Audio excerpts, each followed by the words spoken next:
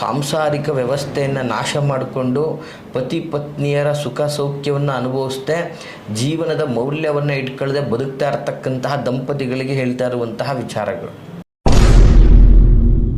ಭೀಮನ ಅಮಾವಾಸ್ಯೆಯ ದಿನ ಶಿವ ಪಾರ್ವತಿಯರನ್ನ ಪೂಜೆಯನ್ನು ಸಲ್ಲಿಸುವಂಥದ್ದು, ಹಾಗೆ ಪಾರ್ವತಿ ಪರಮೇಶ್ವರರು ಅರ್ಧನಾರೀಶ್ವರರಾಗಿ ಹೇಗೆ ಬದುಕ್ತಾರೋ ಹಾಗೆ ದಂಪತಿಗಳು ಸಹ ಬದುಕಬೇಕು ಅನ್ನುವಂತಹ ಒಂದು ಉದ್ದೇಶವನ್ನು ಇಟ್ಕೊಂಡು ಸಾಮಾನ್ಯವಾಗಿ ಪತಿಯ ಒಂದು ಪಾದ ಪೂಜೆ ಪತ್ನಿ ಮಾಡುವಂಥದ್ದು. ಇವತ್ತು ದಂಪತಿಗಳಲ್ಲಿ ಕಿತ್ತಾಟಗಳಾಗಿ ಸಂಸಾರದಲ್ಲಿ ಸುಖ ಇಲ್ಲ, ಗಂಡನ್ನ ಹೆಂಡತಿ ಪ್ರೀತಿಸ್ತಾ ಇಲ್ಲ, ಅಥವಾ ಹೆಂಡತಿಯನ್ನ ಗಂಡ ಪ್ರೀತಿಸದೆ ತುಚ್ಛವಾಗಿ ನೋಡ್ತಾ ಇದ್ದಾನೆ. ನೀವು ಪುತ್ರ ಪೌತ್ರ ಆಕಾಂಕ್ಷಿಗಳಾಗಿದ್ದರೆ, ಅಂದರೆ ಸಂತಾನ ಅಪೇಕ್ಷೆಗಳಾಗಿದ್ದರೆ, ಸೊ ಈ ಒಂದು ಅಮಾವಾಸ್ಯೆಯ ದಿನ ಈ ಒಂದು ಸುಲಭವಾದಂತಹ ತಂತ್ರಗಳನ್ನು ನೀವು ಮಾಡುವುದರಿಂದ ಖಂಡಿತವಾಗಿಯೂ ನಿಮ್ಮ ಮನದ ಇಚ್ಛೆ ನೆರವೇರುತ್ತೆ. ನಮಸ್ತೆ ವೀಕ್ಷಕರೇ, ನಾನು ನಿಮ್ಮ ಮೈಸೂರಿನ ಶ್ರೀನಿವಾಸನ್. ವೀಕ್ಷಕರೇ, ಇವತ್ತಿನ ದಿನ ತಂದೆ ತಾಯಿಗಳು ಕಷ್ಟಪಟ್ಟು ಅಥವಾ ಒಂದು ಸಾಲ ಸೂಲ ಮಾಡಿ ಮಗ ಸೊಸೆ ಅಥವಾ ಒಂದು ನಮ್ಮ ಸ್ನೇಹಿತರು ಅಂತನೋ ಅಥವಾ ಒಂದು ಕುಟುಂಬ ಚೆನ್ನಾಗಿರಲಿ ಅಂತನೋ, ವಂಶವೃದ್ಧಿ ಆಗಲಿ, ನನ್ನ ಮನೆತನ ಬೆಳಗಲಿ ಅಂಥೇಳಿ ಮಗನಿಗಾಗಲಿ ಅಥವಾ ಮಗಳಿಗಾಗಲಿ ಒಂದು ವಿವಾಹ ಅನ್ನುವಂಥದ್ದನ್ನು ಮಾಡ್ತಾರೆ. ಈ ವಿವಾಹ ಜೀವನದಲ್ಲಿ ದಂಪತಿಗಳು ಸಾಮಾನ್ಯವಾಗಿ ವ್ಯರ್ಥ ಕಿತ್ತಾಟವನ್ನು ಮಾಡ್ತಾ ಇರ್ತಾರೆ. ಸೊ ಒಬ್ರಿಗೊಬ್ರಿಗೆ ಅಂಡರ್ಸ್ಟ್ಯಾಂಡಿಂಗೇ ಇರೋದಿಲ್ಲ. ಏನಪ್ಪ ಗುರುಗಳು ದಾಂಪತ್ಯದ ಬಗ್ಗೆ ಹೇಳ್ತಾ ಇದ್ದಾರೆ ಅಂತ ಇದ್ದೀರಾ? ಎಸ್, ನಿಜ. ಇದು ಇವತ್ತಿನ ದಿನ ಸಂಸಾರದಲ್ಲಿ ನೊಂದು ಇವತ್ತು ಸಾಂಸಾರಿಕ ವ್ಯವಸ್ಥೆಯನ್ನು ನಾಶ ಮಾಡಿಕೊಂಡು ಪತಿ ಪತ್ನಿಯರ ಸುಖ ಸೌಖ್ಯವನ್ನು ಅನುಭವಿಸದೆ ಜೀವನದ ಮೌಲ್ಯವನ್ನು ಇಟ್ಕೊಳ್ಳದೆ ಬದುಕ್ತಾ ಇರತಕ್ಕಂತಹ ದಂಪತಿಗಳಿಗೆ ಹೇಳ್ತಾ ಇರುವಂತಹ ವಿಚಾರಗಳು.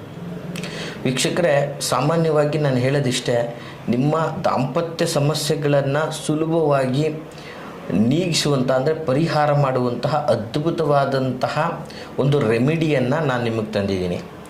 ಆ ರೆಮಿಡಿ ವಿಶೇಷವಾಗಿ ಈಗ ಬರ್ತಾ ಇರ್ತಕ್ಕಂತಹ ಈ ಒಂದು ಭೀಮನ ಅಮಾವಾಸ್ಯೆ ಬಹಳ ಅದ್ಭುತವಾದಂತಹ ಅಮಾವಾಸ್ಯೆ.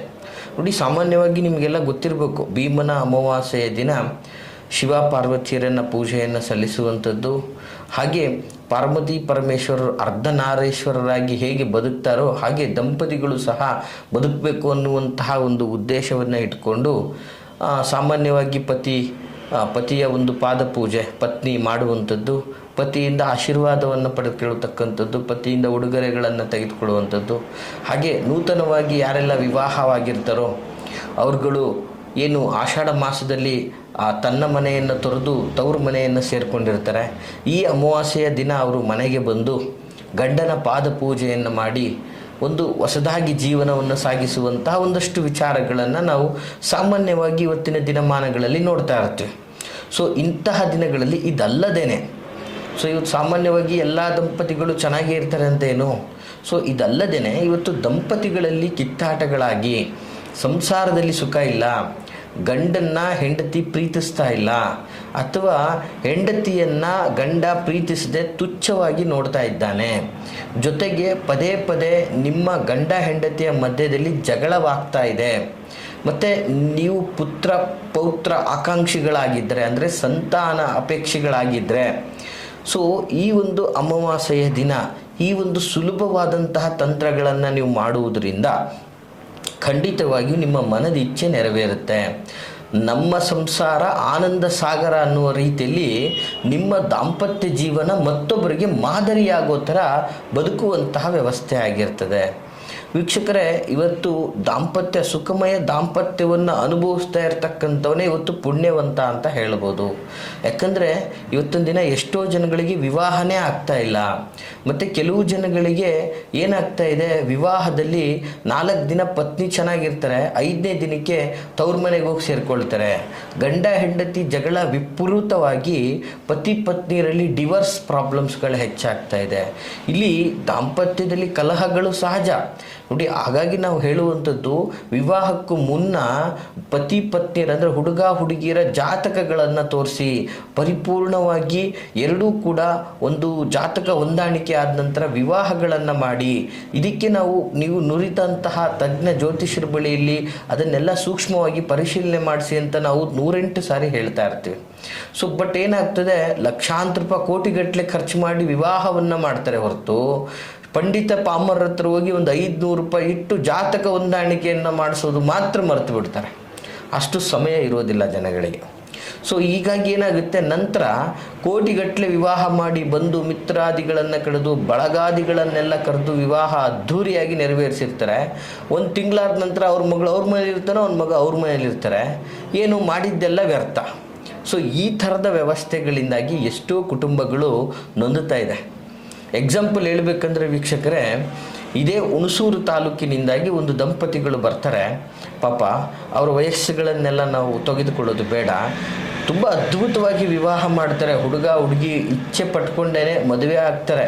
ಬಟ್ ಅದರ ವಿವಾಹ ಆದ 3 ತಿಂಗಳಿಗೆ ನೀನು ಬೇಡ ನಾನು ಬೇಡ ಅಂದರೆ ಒಂದು ರೀತಿಯಲ್ಲಿ ದ್ವೇಷ. ಯಾವ ಥರ ಅಂದರೆ, ಆ ಮನೆ ಕಂಡ್ರೆ ಈ ಮನೆಗಾಗಲ್ಲ, ಈ ಮನೆ ಕಂಡ್ರೆ ಆ ಮನೆಗಾಗಲ್ಲ. ಸೊ ಈ ಥರ ವ್ಯವಸ್ಥೆ ಇದ್ದ, ಅಷ್ಟು ಆಡಂಬರದಿಂದ ಮಾಡೋ ಅವಶ್ಯಕತೆ ಏನಿತ್ತು? ಹೀಗೆ ನೋಡಿ, ದಾಂಪತ್ಯ ಜೀವನ ಒಂದಾಗಬೇಕು ಅಂತ ಪಾಪ ಆ ತಂದೆ ತಾಯಿಗಳು ಕೊರಗ್ತಾರೆ. ಆ ಥರದ ಪರಿಸ್ಥಿತಿಗಳಾಗಬಾರ್ದು. ಇವತ್ತು ಸುಖಮಯ ಜೀವನ, ಸುಖಮಯ ದಾಂಪತ್ಯ ನಿಮ್ಮದಾಗಬೇಕಂದ್ರೆ ಈ ಒಂದು ಭೀಮನ ಅಮಾವಾಸ್ಯೆ ದಿನ ಈ ಒಂದು ಸರಳವಾದಂತಹ ತಂತ್ರವನ್ನು ಮಾಡಿ ನಿಮ್ಮ ದಾಂಪತ್ಯದಲ್ಲಿ ಸದಾ ಯಾವಾಗಲೂ ಸ್ಥಿರವಾದಂತಹ ಪ್ರೀತಿ ಸಿಗ್ತಾ ಇರ್ತದೆ. ನಿಮಗೆ ನಿಮ್ಮ ಪತಿಯಿಂದ ಸ್ಥಿರವಾದ ಪ್ರೀತಿ ಸಿಗ್ತಾ ಇರುತ್ತೆ. ನಿಮ್ಮ ಪತ್ನಿಯಿಂದನೂ ಕೂಡ ನಿಜವಾದ ಪ್ರೀತಿ, ಪ್ರೇಮ, ಸನಿಹ ಅಂತಕ್ಕಂಥದ್ದು ನಿಮಗೆ ಸಿಗ್ತಾ ಇರುತ್ತೆ. ಹೀಗಾಗಿ ನಿಮ್ಮ ಸಂಸಾರ ಆನಂದದ ಒಂದು ವ್ಯವಸ್ಥೆ, ಹೊಳೆಯನ್ನು ಹರಿಸುವಂತಹ ಒಂದು ವ್ಯವಸ್ಥೆ ಆಗಿರ್ತದೆ. ಏನಪ್ಪ ಆ ಒಂದು ವಿಶೇಷವಾದಂತಹ ತಂತ್ರ ಅಂದರೆ ಬಹಳ ಸುಲಭವಾದಂತಹ ತಂತ್ರ ವೀಕ್ಷಕರೇ, ಹೇಳ್ತಾ ಇದ್ದೀನಿ, ನೋಟ್ ಮಾಡ್ಕೊಳ್ಳಿ. ಭೀಮನ ಅಮಾವಾಸ್ಯೆಯ ದಿನ ಈ ಒಂದು ವಿಶೇಷವಾದಂತಹ ತಂತ್ರವನ್ನು ಮಾಡಿ, ಯಾವುದೇ ಸಮಯ ಆಗಿರ್ಬೋದು, ಸಮಯದ ಬಗ್ಗೆ ಚಿಂತೆ ಮಾಡಬೇಡಿ. ಶ್ರದ್ಧಾ ಭಕ್ತಿಯಿಂದ ನೀವು ಯಾವುದೇ ಮಾಡಬೇಕಾದ್ರೂ ಕೂಡ ಅಷ್ಟೇ, ಎಷ್ಟು ಶ್ರದ್ಧಾ ಎಷ್ಟು ಭಕ್ತಿಯಿಂದ ನೀವು ಮಾಡ್ತೀರೋ ಅಷ್ಟು ಫಲ ನಿಮಗೆ ಸಿಗ್ತದೆ ಅಂತ ನಾನು ಹೇಳಲಿಕ್ಕೆ ಇಷ್ಟಪಡ್ತೀನಿ. ಯಾವ ರೀತಿಯಲ್ಲಿ ಮಾಡಬೇಕು ಈ ತಂತ್ರವನ್ನು ಅಂತಂದರೆ, ಮೊದಲನೇದಾಗಿ ಒಂದು ಶ್ವೇತವರ್ಣದ ವಸ್ತ್ರವನ್ನು ತೆಗೆದುಕೊಳ್ಬೇಕು ವೀಕ್ಷಕರೇ. ಸಾಮಾನ್ಯವಾಗಿ ತಿಳ್ಕೊಳ್ಳಿ, ಶ್ವೇತವರ್ಣದ ವಸ್ತ್ರ ಅಂದರೆ ಬಿಳಿ ಬಟ್ಟೆ, ಒಂದು ಶುಚಿಯಾದಂಥ ಒಂದು ಬಿಳಿ ಬಟ್ಟೆಯನ್ನು ತೆಗೆದುಕೊಳ್ಳಿ. ಅದರಲ್ಲಿ ತಲಾ ಒಂದೊಂದು ಮುಷ್ಟಿ, ಒಂದೊಂದು ಮುಷ್ಟಿ ಅಂದರೆ ಒಂದು ಕೈಲಿ ಹಿಂಗೆ ಹಿಡಿದ್ರೆ ಇದು ಒಂದು ಮುಷ್ಟಿ ಏನು ಹಾಕಬೇಕು ಅಂದರೆ ಗೋಧಿಯನ್ನು ಹಾಕಿ, ಯಾವುದರಲ್ಲಿ? ಆ ಬಿಳಿ ಬಟ್ಟೆಯಲ್ಲಿ. ಜೊತೆಗೆ ಒಂದು ಸ್ವಲ್ಪ ಬೆಲ್ಲವನ್ನು ಹಾಕಿ, ಒಂದು ಮುಷ್ಟಿಯಷ್ಟು ಬೆಲ್ಲವನ್ನು ಹಾಕಿ, ಜೊತೆಗೆ ಒಂದು ಮುಷ್ಟಿ ಉಪ್ಪನ್ನು ಹಾಕಿ, ಹಾಗೂ 2 ಬೆಳ್ಳಿಯ ನಾಣ್ಯ. ವೀಕ್ಷಕರೇ, ನಿಮ್ಮ ಶಕ್ತಿ ಅನುಸಾರ. ಇವತ್ತು ಬೆಳ್ಳಿ ನಾಣ್ಯ ಅಂದಿದ ತಕ್ಷಣ ಏನಪ್ಪ ಬೆಳ್ಳಿ ನಾಣ್ಯ ಎಲ್ಲ ಹೇಳ್ತಾ ಇದ್ದಾರೆ ಅಂತಲ್ಲ, ತುಂಬ ಸುಲಭ. ಏನು ಅಮ್ಮಮ್ಮ ಅಂದರೆ ಒಂದು 500 ರೂಪಾಯಿಗೆ 2 ಬೆಳ್ಳಿ ನಾಣ್ಯ ಸಿಗ್ಬೋದು ನಿಮಗೆ. 1 ಗ್ರಾಮ್ ಬೆಳ್ಳಿ ಆದರೂ ಪರವಾಗಿಲ್ಲ, ಅರ್ಧ ಗ್ರಾಮ್ ಬೆಳ್ಳಿ ಆದರೂ ಪರವಾಗಿಲ್ಲ. 2 ನಾಣ್ಯವನ್ನು ಆ ಒಂದು ಬಿಳಿ ಬಟ್ಟೆಯಲ್ಲಿ ಹಾಕಿ ಅದನ್ನು ಸಂಪೂರ್ಣವಾಗಿ ಗಂಟನ್ನು ಕಟ್ಟಿದ ನಂತರ ಅದನ್ನು ಪತಿ ಪತ್ನಿಯರು ಮಲಗುವಂತಹ ಶಯನದ ಕೋಣೆ, ಅಂದರೆ ನೀವು ಬೆಡ್ರೂಮ್, ನಿಮ್ಮ ಒಂದು ಮಾಸ್ಟರ್ ಬೆಡ್ರೂಮ್ ಏನಿರುತ್ತೆ, ನಿಮ್ಮ ಪತಿ ಪತ್ನಿಯರಿಬ್ಬರು ಮಲಗುವಂತಹ ಒಂದು ಜಾಗದಲ್ಲಿ ಈ ಒಂದು ಗಂಟನ್ನು ನಿಮ್ಮ ಮನೆಯ ಆ ರೂಮಿನ ಯಾವುದೇ ಒಂದು ಜಾಗದಲ್ಲಿ ಆಗ್ಬೋದು ಪ್ಲೇಸ್ ಮಾಡಿ, ಒಂದು ಕಡೆ ಅದನ್ನು ಸ್ಥಾಪನೆ ಮಾಡಿ. ಹೀಗೆ ಮಾಡಿದ್ರೆ ಸಾಕು ವೀಕ್ಷಕರೇ, ದಿನೇ ನಿಮ್ಮ ಪತಿ ಅಥವಾ ನಿಮ್ಮ ಪತ್ನಿಯರಲ್ಲಿ ಏನೇ ವಿರಸಗಳಿದ್ರೂ ಅದು ತುಂಬ ಬೇಗ ದೂರ ಆಗುತ್ತೆ.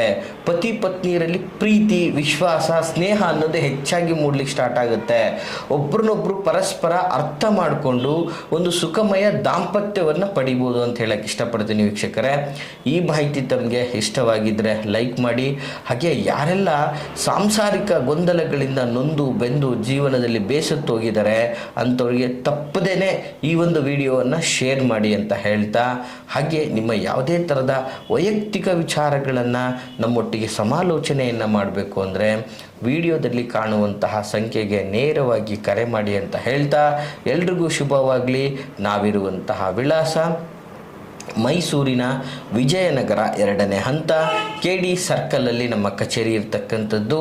ಎಲ್ರಿಗೂ ಶುಭವಾಗಲಿ. ನಮಸ್ಕಾರ.